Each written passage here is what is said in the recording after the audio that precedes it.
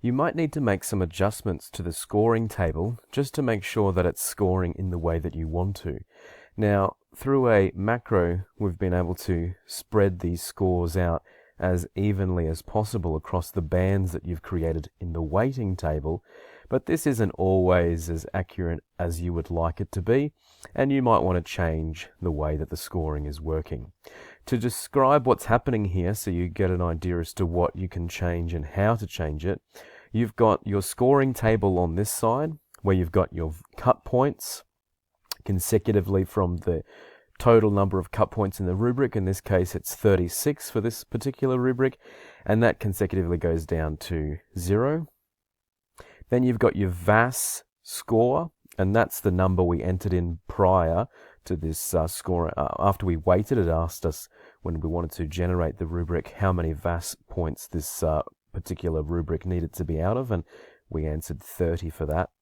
And then over here on this column is the percentage equivalent of that VAS. So obviously, if it's out of 30, then it's going to be 100%. For 30, for 29, it's going to be 97%, and so on. Now over here, we've got a little summarized version of your weighting table. So if you look back on the weighting tab, you'll notice that you've got your scale from 1 to 10 on the side here. And that's essentially what's happening here. You've got 3 to 10 because we didn't actually have any skills below 3, so it hasn't bothered to copy across those 2 and 1s.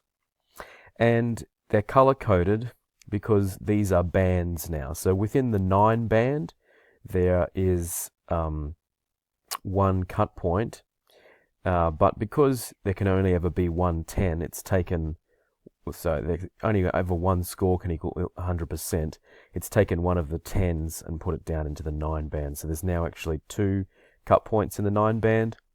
In the 8 band, there are 4 cut points, 1, 2, 3, 4, and you can see so on and so forth. So the 7 band, there's 6 cut points, etc. Now, the number of cut points per band, that was all set by ourselves when we put the weighting together. And what it's essentially doing is counting how many cut points there are in a band, and it's transferring them over. So that band 3 goes from the first cut point to the second one, band 4 goes from the third cut point to the 8th one, and so on and so forth. So that you can visually see what that looks like on the expanded view on the score table over here, we've color-coded the bands. So 9 is this sort of orangey color, 8 is this green color. So you can see the cut points that refer to the band itself. Then what's happened is because this is a 7, all the scores within this band need to be within the 70% range.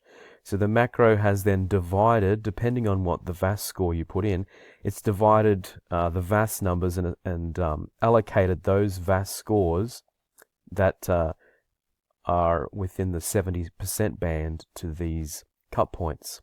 And this is the part where you can change if you want to. So there's a couple of ways that you can change. Firstly, if you're unhappy with the spread of the cut points, so you might think, oh, this one here, this band looks a little bit too large, I want to take some away from that. Or alternatively, you could say maybe this band appears too small, I want to put some more in there.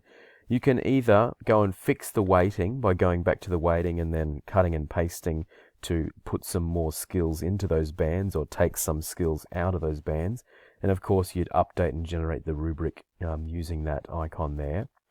Or if you don't want to update the weighting, you can just do something that I call smooshing, which is a very technical term, where you might just start to take some of these percentages, just maybe 1 or 2 levels below into the next band. So I'll show you how that works.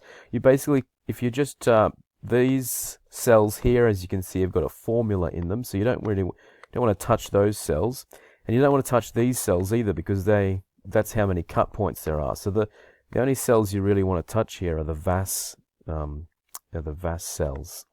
So let's just say that you wanted to start 90% down here. You thought that only having 2 90s, so a 90 and then jumping straight up to 97 was too much of a jump. You would probably just type in 28 there, and you'll see that takes it down to 23, and then 27 to get to 90, and then you might go 26, 25, 24. So can you see how we've just evened out that band there without really fixing the weighting at all? We've just evened that band out. So now, instead of jumping from 90 to 97, it goes 90, 93, 97. Now, you might be happy with it jumping from 90 to 97. This is just an example as to what you might do. Alternatively, the other thing that you might want to fix is you might say, well, I'm not too happy that this repeats 67 1, 2, 3 times and then 63. I want to add another 63 in there. So then you change the 20 to the 19, and you'll notice now we've got 60, 2 63s and 2 67s. So that's some of the things that you can do. So just scan your eyes down the score table and just make sure that you're happy with the way that the macro has automatically placed those VAS scores in line with the cut points. And you might need to watch this video again if you didn't quite get what was happening there. But the basics are, if you want to fix the weighting, if you're not happy with how small or large these bands are, go back, fix the weighting, and generate the rubric again. Or you can do some smooshing, where you just change the VAS score that's associated with the cut point to make the bands a little bit broader or a little bit narrower, depending on what you want to do. You can identify the bands by using the color coding, so that you know anything that's worth a 70% will be in this aqua band here between cut points 29 and 24. Anything in the 6 band will be between 23 and 19. And you can also recognize that because on the right here you'll see that these numbers are all associated with the 60% range.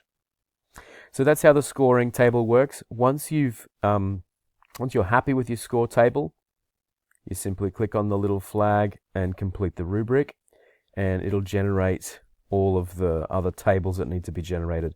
And if you want to get started marking, just press yes, and it'll put you straight into marking mode, which means that you can go and start marking if you want. You can go and check out the analytics, or you can import a class, or you can go back and edit again.